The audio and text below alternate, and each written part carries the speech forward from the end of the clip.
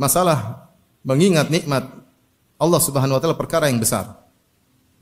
Oleh karenanya barang siapa yang menyandarkan kenikmatan kepada selain Allah maka dia terjerumus dalam kesyirikan.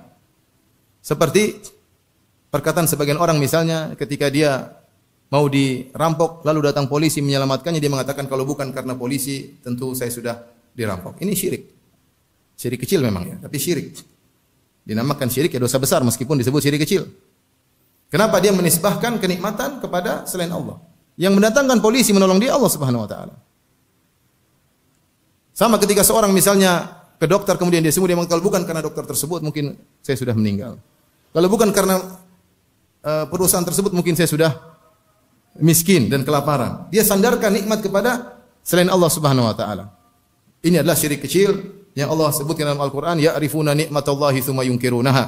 Mereka mengetahui nikmat-nikmat Allah tapi mereka mengingkarinya. Dalam buku tafsir disebutkan di antaranya jika mereka naik di atas kapal di tengah lautan kemudian dihantam dengan ombak, kemudian Allah selamatkan mereka, ketika mereka selamat mereka berkata, kalau bukan karena nahkoda yang pandai ya mengemudikan kapal tentu kita sudah tenggelam. Ini menyandarkan kenikmatan kepada selain Allah. Di antaranya juga menyandarkan kenikmatan kepada diri sendiri. Menyandarkan kenikmatan kepada diri sendiri itu juga syirik, tapi namanya ujub. Syirik kecil, namanya ujub.